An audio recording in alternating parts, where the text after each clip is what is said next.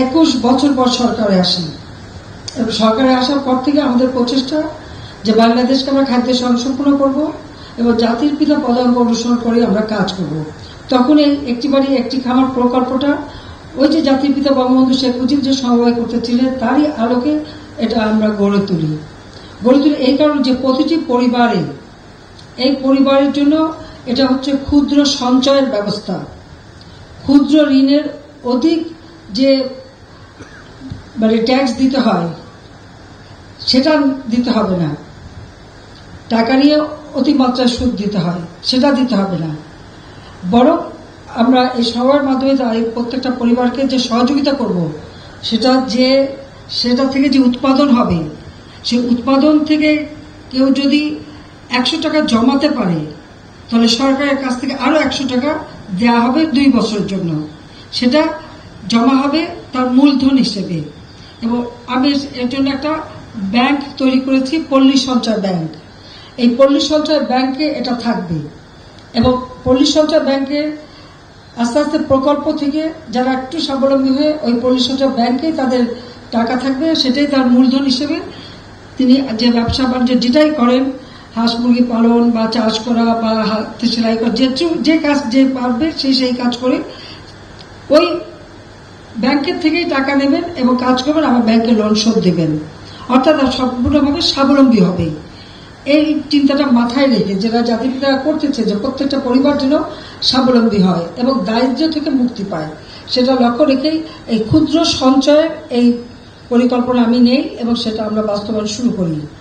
দুর্ভাগ্যের বিষয় হলে 2001-এ বিএনপি জামাত ক্ষমতায় সেটা বন্ধ করে দেয়, একরকম বলতে গেলে এটা কার্যকারিতাই থাকে না।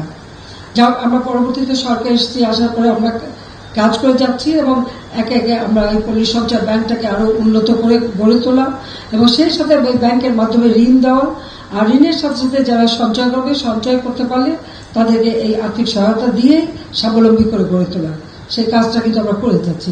এছাড়াও কর্মসংস্থান ব্যাংক নামে একটা ব্যাংক করেছে যেখানে আমাদের যুব সমাজ যেমন লেখাপড়া শেখার পাশাপাশি তারা কিন্তু কাজ করতে পারে, আর পাশ করে চাকরির পিছনে না ছুটে নিজের জন্য স্বাবলম্বী হতে পারে, সেটা মাথায় রেখেই এই কর্মসংস্থান ব্যাংক থেকে বিনা জামানতে যাতে ঋণ পায় সেই ব্যবস্থাটা আমরা করে দিয়েছি।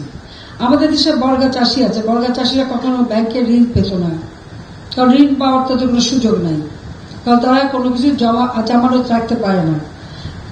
বর্গা চাষিদের জন্য জামানতবিহীন ঋণের ব্যবস্থাও কৃষি ব্যাংক থেকে, সেটাও আমি 96 সাল যখন সরকারি ছিলাম তখন করে দিই।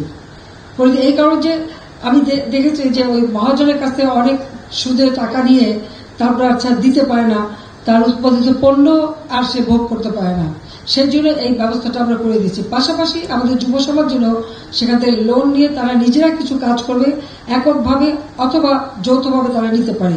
যেমন এখন 2 লাখ টাকা পর্যন্ত বিনা জামানতে দেওয়া হয়, সেখানে একক বা কয়েকজন মিলে যদি একটা গ্রুপ তৈরি করে যদি বা এক ব্যক্তি কোম্পানি খুলতে পারবে, কোম্পানি আইনও করে দিয়েছি যে এক ব্যক্তি একটা কোম্পানি খুলে সেও ব্যবসা করতে পারে, সেই সুযোগটাও আমরা সৃষ্টি করে দিয়েছি। পাশাপাশি আমরা ডিজিটাল বাংলাদেশ করেছি, আজকে কম্পিউটার শিক্ষা দেওয়া, অনলাইনে ব্যবসা করা, অনলাইনে কাজ করা, সেই সুযোগ আমরা করে দিয়েছি। ফ্রিল্যান্সার আমরা ট্রেনিং দিচ্ছি, ট্রেনিং দিয়ে দেশে বসে বিদেশে যাতে অর্থ উপার্জন করতে পারে বা দেশের ভিতরেও কাজ করতে পারে সেই ব্যবস্থাটা আমরা করে দিয়েছি। আজকে ডিজিটাল বাংলাদেশ করেছি, স্যাটেলাইট বঙ্গবন্ধু 1 উৎক্ষেপণ করার ফলে এই যোগাযোগটা আমাদের তথ্য প্রযুক্তি যোগাযোগ আরো সহজ হয়ে গেছে, সেই ব্যবস্থা একেবারে দুর্গম এলাকা পর্যন্ত যাতে এই সংযোগটা থাকে সেই ব্যবস্থা আমরা করে দিয়েছি। এই যে আমরা বেসরকারি এত টেলিভিশন সেগুলো এখন আমাদের স্যাটেলাইট থেকে কিন্তু চলছে, আমাদের আর বিদেশ থেকে ভাড়া করে মানে আমাদের বিদেশি অর্থ দিয়ে বিদেশ থেকে ভাড়া করে আনতে হয় না, আমাদের স্যাটেলাইট ব্যবহার করতে পারি। কিন্তু একটা স্যাটেলাইটের মেয়াদ থেকে 15 বছর, আমরা যেটা এখন করেছি প্রায় 10 বছর হয়ে গেছে, আমাদের কিন্তু 15 বছর আগে আরেকটা করতে হবে, নাহলে এটার মেয়াদকাল শেষ হয়ে গেলে এটা চলবে না। সেটা এখন থেকে আমরা দ্বিতীয় স্যাটেলাইট নির্মাণের ব্যবস্থা নিয়েছি যাতে, এবং সেটা আরো শক্তিশালী হবে, সেখানে আমাদের আবহাওয়া বার্তা থেকে শুরু করে সব ধরনের সুযোগ আসবে, সেই ধরনের নতুন স্যাটেলাইট আমরা করে দেবো। একেবারে প্রত্যন্ত অঞ্চলে, গ্রাম অঞ্চলে, চর অঞ্চলে, দ্বীপ অঞ্চলে, সব অঞ্চলের মানুষ যেন যোগাযোগটা তথ্য প্রযুক্তির যোগাযোগ করতে পারে, অনলাইনে যোগাযোগ করতে পারে। মোবাইল ফোন কারো হাতেই ছিল না। আমি প্রথম মোবাইল ফোন উন্মুক্ত করে দিই সকলের হাতে। এখন মোটামুটি সকলের হাতেই মোবাইল ফোন আছে, এমনকি বাংলা অক্ষরও মোবাইল ফোনে আছে যেটা থেকে লিখতে পারি। সেইভাবে আমরা পদক্ষেপ নিয়েছি, অর্থাৎ দারিদ্র্য বিমোচন করে মানুষকে জীবনমান উন্নত করা, যেটা জাতির পিতা বঙ্গবন্ধুর স্বপ্ন ছিল, সেটা বাস্তবায়নের জন্য অনেকগুলি ব্যবস্থা আমরা নিয়েছি। তার মধ্যে এটা একটা ব্যবস্থা যেটা একেবারে হতদরিদ্র থেকে মানুষকে মুক্তি দেবে। তাছাড়া আরেকটা বিষয় আমরা নিয়েছি, যেমন কোনো মানুষ ভূমিহীন গৃহহীন থাকবে না, কোনো পরিবার। কাজে যে সমস্ত পরিবারের ঘর বাড়ি নেই, জমি নাই, আমরা তাদেরকে বিনা পয়সার ঘর তৈরি করে দিচ্ছি এবং সারা বাংলাদেশেই আমরা এটা করে যাচ্ছি। আমাদের অল্প কিছু বাকি আছে, তাহলে আমরা সারা বাংলাদেশটাকে ভূমিহীন মুক্ত গৃহহীন মুক্ত বলতে পারবো। সবার একটা ঠিকানা হবে এবং এই ঠিকানাটা কত দরকার মানুষের। একটা বাসস্থান হলে সেটাই তার একটা কর্মসংস্থানের ব্যবস্থা হয়, সেটা আমরা এখন করে দিচ্ছি এবং যাতে দেশটা এগিয়ে যায় এবং তার শুভ ফল মানুষ পাচ্ছে এখন। কাজে আজকে আমি প্রথম যখন করি, স্বাভাবিকভাবে সব সময় নিজের কাজ করতে হলে আগে নিজেদেরকেই করে নিতে হয়। কাজে আমি নিজেই এই সমিতিতে উপদেষ্টা হিসেবে ছিলাম এবং আমার নিজের জমি দিয়ে আমরা এই সমিতি শুরু করি। দীর্ঘদিন এটা খুব একটা কার্যকারিতা ছিল না। আমি আমাদের খন্দকার শহীদকে ধন্যবাদ জানাই, তাকে আমি এই কথাটা বলার পর সে উদ্যোগ নেয় এবং উদ্যোগ নিয়ে আজকে তার মাধ্যমে যে কার্যক্রমটা শুরু করেছে, মনে করি আমাদের যারা নেতৃবৃন্দ আছেন তারাও এ ব্যাপারে আন্তরিক হয়ে প্রত্যেকটা এলাকায় যেন এই সমবায়ের মাধ্যমে মানুষের উৎপাদন বাড়ানো, দারিদ্র্য বিমোচন এবং ক্ষুদ্র সঞ্চয়ের ব্যবস্থা হয়। এর পাশে আরেকটা কাজ করেছি, সেটাও আমি বলবো সবাইকে, বিশেষ করে আমাদের রাজনৈতিক নেতা কর্মী বা নিজেরা যারা নিজে কাজ করে খান তাদের জন্য, সেটা হচ্ছে সার্বজনীন পেনশন স্কিম। এই সার্বজনীন পেনশন স্কিমও আমি এভাবে করেছি, যারা একটু অর্থশালী তারা 5,000 টাকা করে রাখতে পারবে প্রতি মাসে এবং 20 বছর বা 30 বছর বা 40 বছর পর থেকে কিন্তু এই পেনশনের টাকা তুলতে পারবেন। তাতে যারা বেশি টাকা রাখবেন একটু বেশি টাকাই তুলতে পারবেন, সেটাও দেওয়া আছে। আবার প্রবাসী যারা কাজ করে বিদেশে তাদের জন্য একটা স্কিম আছে, তারাও সেখানে কেউ 2,000 টাকা বা 3,000 টাকা রাখতে পারে, বা আমাদের যারা নিজেরা কাজ করেন তার মানে উপার্জনের সক্ষমতা অনুযায়ী সে সেখানে এই স্কিমে যোগ দেবে এবং যোগ দিয়ে তারপর একটা নির্দিষ্ট সময় পর যখন আর কাজ থাকবে না বা কেউ দেখার থাকবে না, তখন ওই পেনশন হিসেবে সেই পেনশনের টাকা তুলে নিজের জীবন জীবিকা করতে পারবে। অর্থাৎ বয়সকালে তার জীবনটা যাতে সুরক্ষিত হয় মানুষের, আমি সেই ব্যবস্থাটাই করে দিচ্ছি। আর একেবারে নিম্নবিত্ত যারা, তাদের জন্য বিশেষ ব্যবস্থা, সেটা হচ্ছে সমতা। কেউ যদি 500 টাকা রাখে, অর্থাৎ এই যে কাজ টাজ করে যে টাকাটা পাবে সেখানে যদি 500 টাকা একটা স্কিম সে যোগ দেয়, তাকে আমি সরকারের পক্ষ থেকে আরো 500 টাকা দেবো, তাহলে তার 1,000 টাকা জমা হবে। তো 1,000 টাকা জমা হলে পরে এই টাকাটা সে 20 বছর পরে তুলতে পারবে পেনশন হিসেবে, সেখান থেকে প্রতি মাসে নিতে পারবে, মূলধনটা থেকে যাবে কিন্তু পেনশন হিসেবে টাকা নিতে পারবে, বা 30 বছর পরে নিতে পারবে। যত সময় বেশি পরে নিবে তত বেশি টাকার অঙ্ক তুলতে পারবে। কাজে এইভাবেই আমি শুধু বর্তমানে না, ভবিষ্যতে আমাদের মানুষের জীবন যাতে সুরক্ষিত থাকে এবং এই বয়স হয়ে গেলে কারোর উপর মুখোমুখি যাতে না হতে হয়, তার জন্য এই ব্যবস্থা করেছি। তার কারণ হচ্ছে 96 সালে আমি সরকার এসে প্রথম বয়স্ক ভাতা চালু করি, বিধবা ভাতা চালু করি, স্বামী পরিত্যক্তা ভাতা চালু করি। আমরা সেই সাথে সাথে মুক্তিযোদ্ধাদের জন্য ভাতার ব্যবস্থা করি। এমনকি আমাদের কর্মজীবী মেয়ে যারা অন্তঃসত্ত্বা তাদেরকে ভাতা দিচ্ছি, যাদের পুষ্টি নিশ্চয়তা করবার জন্য। যাদের বাচ্চা হয়, বুকের দুধ খায়, সেই মাকে আমি ভাতা দিচ্ছি যারা কর্মজীবী তাদের জন্য। এভাবে বহুমুখী কর্মসূচি আমরা নিচ্ছি। আমি চাই না যে আমাদের দেশের মানুষ সারা জীবন ভাতার উপর নির্ভরশীল থাকুক।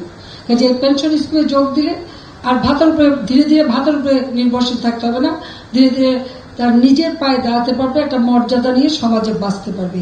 সেই জন্য এই বিশেষ ব্যবস্থাটা আমি করে দিচ্ছি এবং আমার মনে করি আমাদের রাজনৈতিক নেতা কর্মীদের এতে এই পেনশন স্কিমে যদি সে পয়সা জমাতে শুরু করেন তাহলে ভবিষ্যতে আর কষ্ট পেতে হবে না, সেটা হলো বাস্তবতা। তাছাড়া নিজেরা যারা ব্যবসা বাণিজ্য করবেন, এরই পাশাপাশি আমাদের যারা যুব সমাজ যেমন কম্পিউটার ট্রেনিং নিচ্ছে, এই কম্পিউটার ট্রেনিং আমরা প্রত্যেক স্কুলে স্কুলে কম্পিউটার ল্যাবরেটরি করে দিচ্ছি, ল্যাব করে দিচ্ছি। আমরা ট্রেনিং এর ব্যবস্থা করেছি, ইনকিউবেশন সেন্টার এবং কম্পিউটার ট্রেনিং আমরা করাই দিচ্ছি। এর মাধ্যমে প্রত্যেকেই যেন নিজের পায়ে দাঁড়াতে পারে, সেটাই আমাদের লক্ষ্য। আর সেই লক্ষ্য নিয়ে যারা প্রাথমিকভাবে ব্যবসা শুরু করবে, অর্থাৎ স্টার্ট আপ প্রোগ্রাম, অর্থাৎ আপনি শুরু করবেন যখন, তখন তাকে একটা সাহায্য করা, একটা অনুদান দেওয়া হয়, যে সেটা একটা মূলধন হিসেবে সে ব্যবসা বাণিজ্য তৈরি শুরু করতে পারে, কোম্পানি খুলতে পারে এবং নিজের কাজ নিজে করতে পারে। ওই চাকরির জন্য ধর্ণা দিয়ে বেড়াবে না, এবং নিজে উদ্যোক্তা হয়ে অন্যকে চাকরি দিতে পারবে, নিজে মাস্টার হবে, অন্যকে কাজ দেবে। ঠিক সেই কথা মাথায় রেখে যুব সমাজের জন্য সেই ব্যবস্থাটাও রাখা আছে। অর্থাৎ বহুমুখী ব্যবস্থা আমরা করে দিচ্ছি এই কারণে যে আমরা দেশটাকে স্বাবলম্বী করতে চাই। যে বাংলাদেশ একসময় 15ই আগস্টের পরে দেশে বিদেশে মানুষ খুব করুণা চোখে দেখত। বাংলাদেশ মানে গরিব দেশ, বাংলাদেশ মানে দরিদ্র দেশ, বাংলাদেশ মানে ভিক্ষা করে খায়, বাংলাদেশ মানুষের হাতে হাত পেতে চলে, একটা তুচ্ছ তাচ্ছিল্য করতো, যেটা আমার খুব কষ্ট লাগতো। কারণ আমরা তো জাতিপিতা বঙ্গবন্ধু শেখ মুজিবটাকে সারা দিয়েই এই দেশের মানুষ অস্ত্র তুলে যুদ্ধ করে নিজের জীবন দিয়ে স্বাধীন করেছে। স্বাধীন দেশের নাগরিক আমরা, যুদ্ধে বিজয় অর্জন করেছি, আমরা বিজয়ী নাগরিক, আমরা বিশ্বতে সবার মাথা উঁচু করে চলবো। কেন আমাদের মাথা নিচু করে অন্যের কাছে হাত পেতে চলতে হবে? যে কারণে আমি আহ্বান করছি সকলকে যে 1 ইঞ্চি জমি অনাবাদি থাকবে না। যখন কিছু বলি নিজেটা আগে করতে হয়। গণভবনে আমরা সবকিছুই চাষ করা শুরু করেছি, করে আগে দেখি যে সেখানে কেমন হয়। আর এখানে টুকিপাড়া আমাদের যেহেতু অনাবাদি জমি, সেগুলো আমরা চাষের আওতায় নিয়ে আসছি। ইতিমধ্যেই অনেক জমি নিয়ে আসা হয়েছে। কোটালীপাড়া, টুঙ্গিপাড়ার যত জমি অনাবাদি থাকবে সবই আমি চাষের আওতায় নিয়ে আসতে চাই। সেখানে যাদের যাদের জমি আছে একসাথে চাষ হবে, যে ফসল আসবে যার যার জমির ভাগ অনুযায়ী সে ভাগ পাবে, আর কিছু আমরা রেখে দেব। আর জমির মালিকরা যারা, তারাও ভাগ পাবে। যারা কাজ করবে, শ্রম দেবে, সে কিষানি তারাও একটা ভাগ পাবে, কারণ তাদেরকে দিতে হবে। আর আমাদের এই সমবায়ের কাছে রাখা হবে যে কৃষি উপকরণ ক্রয় করা, মেশিন পত্রগুলিকে সেগুলি সংরক্ষণ করা এবং যথাযথভাবে ব্যবহার করা। সেইভাবেই আমরা যদি করতে পারি, আশা করি বাংলাদেশের কোনো মানুষ আর দরিদ্র থাকবে না, কারো কাছে মাথা নিচু করে চলতে হবে না, মাথা উঁচু করে চলতে পারবে এবং আমাদের দেশটাও চলতে পারবে। আমাদের ছোট ছেলে মেয়েদের বলবো লেখাপড়া করতে হবে। আমরা প্রত্যেকটা স্কুল 2 মাইলের মধ্যে একটা করে প্রাইমারি স্কুল এভাবে আমরা নির্মাণ করে দিয়েছি। প্রত্যেকটা স্কুল যেখানে ছেলে মেয়ে সবাই থাকুক, তার জন্য ওয়াশ ব্লক আগে ছিল না, মেয়েদের জন্য সুযোগ, আমরা সে ব্যবস্থাটা করে দিয়েছি। আমাদের শিক্ষকদের ট্রেনিং দিচ্ছি। আমি জাতির পিতা প্রায় 26,000 স্কুল জাতীয়করণ করেছিলেন, তার পদাঙ্ক অনুসরণ করে আমিও প্রাইমারি স্কুল জাতীয়করণ করে দিয়েছি। শিক্ষকদের আমরা বেতন বাড়িয়ে দিয়েছি, তাদের সুযোগ সুবিধা বাড়িয়ে দিয়েছি। অর্থাৎ আমি বলবো যে আওয়ামী লীগ সরকার আসার আগে তাদের কি অবস্থা ছিল আর এখন কি অবস্থা, সেইভাবে সর্বক্ষেত্রে আমরা কিন্তু মানুষকে সহযোগিতা করে যাচ্ছি। কাজে আজকে আমরা অন্তত এই আমাদের দাঁড়িয়াকুল আমার বাড়ি আমার খামার, এই যে সমবায় সমিতি, এই সমিতি যে আবার কার্যকর হচ্ছে, এটাই একটা আশার কথা। সমস্ত কিছু দেওয়া হয়েছে, আমি বলছি আমি নিজে যাব, সকলের সঙ্গে মত বিনিময় করব এবং এই জিনিসটার জন্য মানুষের কাছে আরো প্রচার পায়, তারই ব্যবস্থা করব। সেই জন্য আজকে আমার এখানে আসা, আমার সাথে রেহানাও এসেছে দেখার জন্য এবং আরো সকলেই আছে এখানে। আমাদের এমপি সাহেবরাও এসছেন, আমাদের শুধু না, আমাদের পাড়া প্রতিবেশী এমপি যারা তারাও আসছে, আমাদের প্রতিবেশী এমপিরাও তো আছে, হেলাল আছে, জুয়েল আছে, সব তো খুলনা বাগেরহাট, তারাও এসছেন। আবার সেই শুধু রংপুর, রাজশাহী সেখান থেকেও কিন্তু আমাদের, তিনি এখন সমবায় মন্ত্রী আমাদের, সেই তুমি দাঁড়াও তো দেখায়, আবার সেই সমবায়ের মন্ত্রী বানিয়েছে তাকে, তিনি প্রতিমন্ত্রীর দায়িত্বে আছে, তাকেও নিয়ে আসছি দেখার জন্য। এই কারণে যে আমাদের এটা দেখে বাংলাদেশের প্রতি অঞ্চলে সে ঘুরবে, যাবে, দেখবে। কারণ এর আগেও যিনি ছিলেন স্বপন ভট্টাচার্য, তাকেও আমি দুর্গম এলাকায় পাঠিয়েছি। সেই কুড়িগ্রাম, আমাদের রংপুরের সেই নৈহালি ইউনিয়ন যেখানে আমি গিয়েছিলাম, এরকম সারা বাংলাদেশে। আমরা চাই সারা বাংলাদেশে এভাবে মানুষকে নিয়ে যৌথভাবে উৎপাদন বৃদ্ধি করা, মানুষের খাদ্য নিশ্চয়তা, ক্ষুদ্র সঞ্চয়ের মাধ্যমে মানুষের আর্থসামাজিক উন্নতি করা এবং জীবন মান উন্নত করা, সেটাই আমরা করতে চাই। যেটা জাতির পিতার স্বপ্ন ছিল দেশের মানুষকে নিয়ে, সেটাই আমার দায়িত্ব, সেটা আমার করা। টুঙ্গিপাড়া, কোটালীপাড়াবাসীর কাছে আমি এই জন্য কৃতজ্ঞ যে আসলে আমার এলাকা নিয়ে আমার খুব বেশি চিন্তা করতে হয় না, সবাই মিলেই কাজ করে দেয়। আর আমি সারা বাংলাদেশটাকে দেখি, আমার তো একটা সিট, সকলের একটা করে সিট থাকে, আমার 300 সিট। আমি প্রত্যেকের উন্নয়নের জন্য আমাকে কাজ করতে হয় দিন রাত।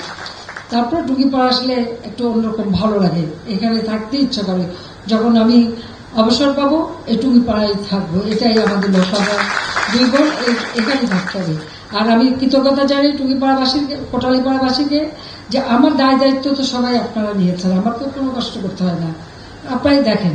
কাজে এটাও আমার জন্য একটা বিরাট শক্তি। তো সবাইকে আমি ধন্যবাদ জানাই এবং এই কষ্ট করে সবাই আসার জন্য আন্তরিক ধন্যবাদ।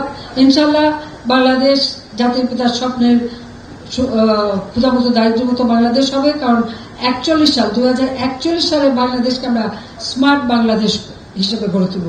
আজকের আমাদের শিশু কিশোর যুবক তারাই হবে স্মার্ট বাংলাদেশের মূল সৈনিক। এই বাংলাদেশে আর কোনো দিক থেকে শিক্ষায়, দীক্ষায়, জ্ঞানে, বিজ্ঞানে সব দিক থেকেই উন্নত হবে, যে জাতির পিতার স্বপ্ন আমরা বাস্তবায়ন করব। সবাইকে ধন্যবাদ। জয় বাংলা, জয় বঙ্গবন্ধু, বাংলাদেশ জয়।